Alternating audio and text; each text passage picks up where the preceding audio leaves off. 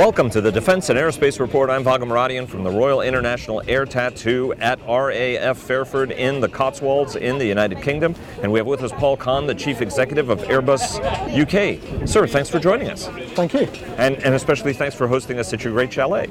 Yeah, it's a really great occasion to get together and watch some wonderful air displays. Absolutely.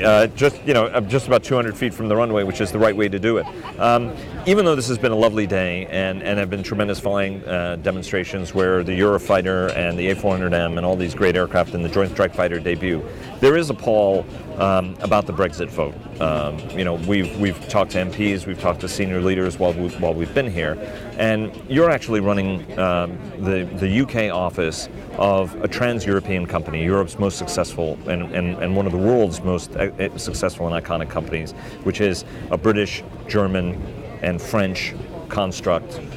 Talk to us a little bit about the impact that that's likely to have on your business, both on the commercial and on the defense side, given there's so much tremendous tariff-free trade that takes place among all of these countries to realize this grand European integration project, which is Airbus. Well, I think the first thing to say is that we won't see any Pacific structural change for many years yet. It's at least 2 years away before we see any Pacific changes. So this can be taken in a very calm, reasoned manner. The British people have spoken, so we respect that.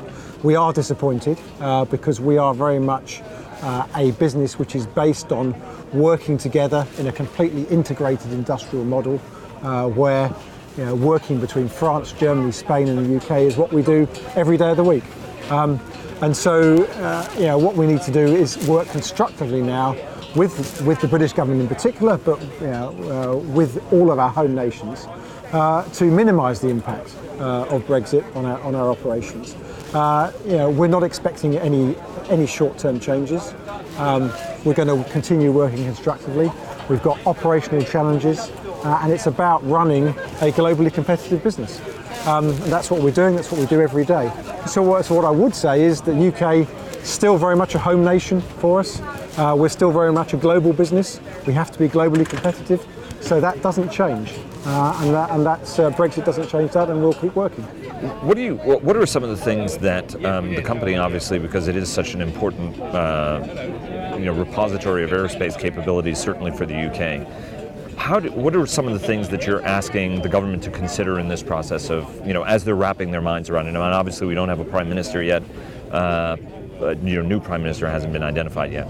But what are some of the inputs that you're putting so that the new generation of leaders that are going to come into government are thinking about the challenge the right way? Well, our message to the government will be very consistent, and it has been consistent. And what we're focused on is long-term partnership, and so that is how we've been working with the British government, as well as other home nations in particular. That's very much focused around the aerospace growth partnership, where you have a 3.9 billion initiative, which is funded by the government and industry to move forward with technology, which is what we're doing, and that's going well. It's about the future. It's about, from our perspective, making sure that the conditions are right for future investment. And when we have a government or new government to talk to, that is the message we will continue to give. But it's one which has been consistent with this government that we have now, that the previous coalition government, and indeed started under the Labour government. And it's at the end of the day about partnership. And the British aerospace industry is the second largest aerospace industry in the world, second only to the US and ahead of France and Germany. So it's a very important sector for the UK, and I have every expectation that continues. You're also the chief executive of arguably the most successful company in doing business here. If you look at the Eurofighter, the A400M, and then the Voyager multi-role tanker transport. Talk to us a little bit about the strategy you have going forward, but also what are the sort of the key opportunities that you're looking downstream to compete for? Well, at the moment we're really focused on execution and delivering. So we have the A400M that's still coming into service, so that's a very high priority. On the commercial side, the challenge is to ramp up production both for the A320 single aisle family and for the A350. And then for our business in a defence context, it's very much working in the context of the SDSR, so the Strategic Defence and Security Review, which was a good positive step forward with an increased defence budget, and will respond to the customer's needs. But there's no particular programme that I want to highlight. There's a maritime patrol aircraft that Boeing has won, if they're always supporting the British government on. But we've just won the rotary wing training provision for MFTS, so that's a very important step forward for us. The Puma 2 helicopter is in service and going very well with the Royal Air Force. So there's a lot going on, a lot of successes recently and a lot of future challenges. What are some of the opportunities that you see as Airbus UK around the world? Because the company does work in a very interesting way where if you guys do have opportunities, you guys tend to take advantage of it. Talk to us a little about some of the things you're looking at outside the United Kingdom. Well, I mean, we're certainly supporting the A400M in potential export sales around the world. The wings are made here in the UK. The Royal Air Force is one of the leading users of the aircraft. So we're very engaged in that export-orientated business model. But where we have strong global businesses, particularly in satellites, and then our role in the commercial aircraft, is where our external focus is. Let me take you to one last point, which is innovation. Everybody is looking at innovation as a key. The US government, obviously the Pentagon, has made innovation a key, the third offset strategy to look at novel technologies to offset gains by potential US adversaries. UK is a key player in that.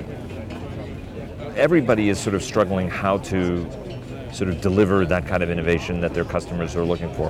What are some of the things that you guys are doing to be able to very quickly inject new and better technologies into the platforms you have in a seamless way that doesn't sort of disrupt these sort of big, complex key programs, right? I mean, the challenge is you want to improve it, but you also don't want to incur additional costs. You'd be amazed. We're actually interested in disruptive technologies as well. So our approach is really to be focused on innovation, and we're looking for innovation, and that can come from a lot of places. We're looking to be much more open to the outside. We're doing things like OneWeb, so working with low Earth orbit satellites, where we are talking about a transformational structure in terms of the number and size of much smaller satellites, and whether it's personal transport or innovative cyber protection, all sorts of things are going on. So we don't see disruption as negative. We're trying to find out where our next disruption is coming from, and to making sure that we're part of that innovation and very much leading in a technology perspective in aerospace. Paul, thanks very much, and thanks very much for hosting us. Thank you.